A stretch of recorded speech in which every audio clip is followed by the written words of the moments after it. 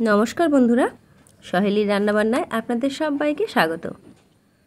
আজকে নিয়ে এসেছি খুব সাধারণ, খুব সিম্পল একটা রান্না, সয়াবিনের তরকারি। সয়াবিন খেতে কিন্তু আমরা বাচ্চা থেকে বড় সবাই পছন্দ করি, কিন্তু সবসময় সেটা খুব অতিরিক্ত তেল মশলা দিয়ে রান্না করলেই যে সেটা ভালো হবে তার কিন্তু কোনো মানে নেই। আজকের আমি সয়াবিনটা রান্না করব খুব কম তেল মশলা দিয়ে, কিন্তু খেতেও খুব সুস্বাদু হয়েছিল। তো আজকে সেই ভিডিওটাই আপনাদের সঙ্গে একটু শেয়ার করছি।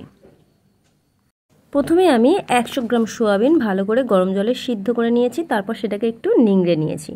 আর এখানে দুটো আলু বেশ ডুমো ডুমো সাইজের করে কেটে নিয়েছি, 1 চামচ আদা বাটা, 1 চামচ রসুন বাটা, 1 পেঁয়াজ, একটা টমেটো কুচি করে নিয়েছি, 2টো কাঁচা লঙ্কা নিয়েছি।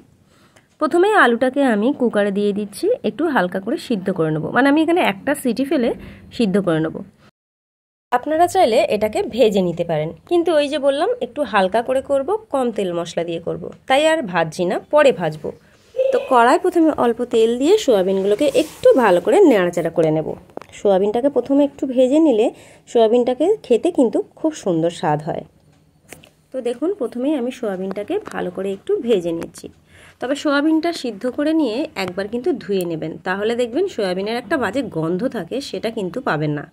সয়াবিনটা ভালো করে ভেজে নিয়েছি, এটাকে এবার তুলে নিচ্ছি। এবারে কড়াই আরও একটু তেল দিয়েছি, আর ওই সিদ্ধ করে রাখা আলুটাকে একটু নাড়াচাড়া করে নেব। আপনারা চাইলে সরাসরি ভেজে নিতে পারেন, তবে আমি এখানে ভাজছি না, আলুটাকে একটু সিদ্ধ করে নিয়ে তবে ভাজছি, তাহলে রান্নাটাও খুব তাড়াতাড়ি হয়ে যাবে। তো একটু আলুটাকে লাল করে ভেজে তুলে নিচ্ছি। এবারে সেই তেলের মধ্যেই দিয়ে দিচ্ছি গোটা জিরে, তেজপাতা, শুকনো লঙ্কা, গোটা গরম মশলা ফোড়ন। ফোড়নটা একটু ভাজা হয়ে গেলে তার মধ্যে আমি 2টো কাঁচা লঙ্কা ফাটিয়ে দিচ্ছি। খুবই হালকা করে করছি, তার জন্য খুব বেশি আমি তেল মশলা ব্যবহার করছি না। ছোট করে একটা কাটা পেঁয়াজ কুচি করে রেখেছি, সেটা দিয়ে দিচ্ছি। পেঁয়াজটাকে এবার একটু বেশ ভালো করে নাড়াচাড়া করে নেব। গ্যাস কমিয়ে এই সময় পেঁয়াজটাকে ভাজলে পেঁয়াজটা পুড়েও যাবে না, আর তাতে তেলও কম লাগবে। এর মধ্যেই আমি 1 চামচ চিনি দিয়ে দিচ্ছি, তাতে পেঁয়াজের কালারটা বেশ খুব সুন্দর লাল হয়ে যাবে, আর তরকারি কালারটাও কিন্তু খুব সুন্দর আসে এই তেলের মধ্যে চিনিটা দিয়ে দিলে। তো পেঁয়াজটাকে বেশ কিছুক্ষণ ভালো করে নাড়াচাড়া করে নিচ্ছি।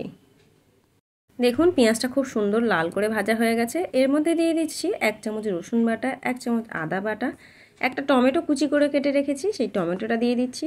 চাইলে আপনারা টমেটোটা পেস্ট করেও দিতে পারেন। এবারে এর মধ্যে দিয়ে দিচ্ছি সামান্য কিছু একটু জল। যেহেতু তেলটা কম দিয়েছি, তাই মশলাটা যাতে পুড়ে না যায় সামান্য একটু জল দিয়ে দিলাম। এবারে বেশ ভালো করে নাড়াচাড়া করে নেব।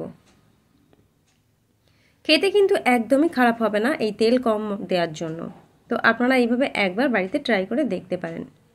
তো এবারে এর মধ্যে কিছু মশলা অ্যাড করে দিচ্ছি, সামান্য একটু লবণ, পরিমাণ মতো হলুদ দিয়ে দিচ্ছি, সামান্য একটু জিরে গুঁড়ো, সামান্য একটু ধনে গুঁড়ো,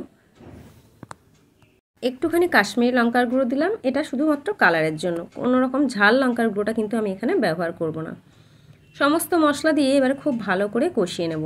যতক্ষণ না মশলাটা থেকে তেল ছেড়ে দিচ্ছে ততক্ষণই কিন্তু এটাকে নাড়াচাড়া করে নেব।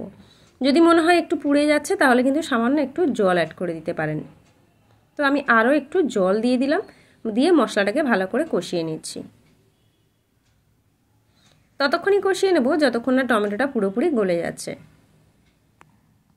মশলা বেশ ভালোভাবে কষানো হয়ে গেছে। এর মধ্যে ওই আলু আর সয়াবিনটা দিয়ে দিচ্ছি, দিয়ে আবারও 5 থেকে 7 মিনিট একটু নাড়াচাড়া করে নেব। খুব ভালো করে কষিয়ে নিলে তরকারি কিন্তু স্বাদ খুব সুন্দর হয়। শুধুমাত্র যে তেল বেশি দিলেই বা মশলা বেশি দিলেই রান্না ভালো হয় তা কিন্তু না। একটু ধৈর্য ধরে রান্না করলে কম তেল মশলা দিয়ে দেখবেন খেতেও কিন্তু খুব ভালো হয়, আর এটা কিন্তু স্বাস্থ্যের পক্ষেও খুব একটা খারাপ হবে না। তো দেখুন, আমি সমস্ত মশলা, আলু, সয়াবিন ভালোভাবে কষিয়ে নিয়েছি। এবারে এর মধ্যে পরিমাণ মতো জল দিয়ে দেব। যেহেতু আমার আলুটা আর সয়াবিনটা ভালোভাবে সিদ্ধ করা আছে, তো খুব বেশি জল এখানে অ্যাড করব না, একটু ঘন মতো হবে তরকারিটা। তাই যে কোনো সময় এই রুটি, পরোটা, লুচি যে কোনো কিছুর সঙ্গে খাওয়া যেতে পারে এই তরকারি।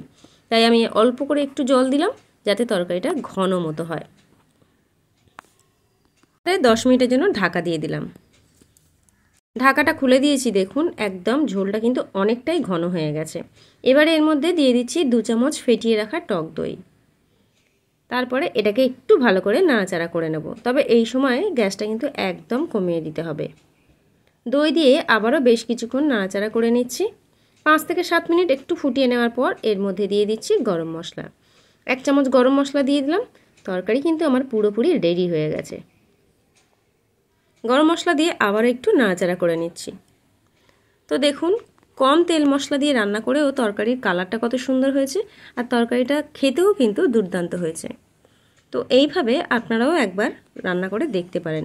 কম তেল মশলা দিয়ে রান্না করলে খেতে খুব একটা খারাপ লাগে না। ভিডিওটা ভালো লাগলে প্লিজ একটু লাইক কমেন্ট শেয়ার করবেন। নিত্য নতুন রেসিপি দেখার জন্য আজই কিন্তু সহেলির রান্নাবান্না চ্যানেলটিকে অবশ্যই সাবস্ক্রাইব করে নেবেন। তো দেখুন তরকারি কিন্তু আমার একদম রেডি। তো এইভাবে আপনারাও একবার বাড়িতে বানিয়ে দেখতে পারেন, আশা করছি ভালো লাগবে। তো দেখা হচ্ছে আবার কোনো নতুন ভিডিও নিয়ে। ভালো থাকবেন, সুস্থ থাকবেন।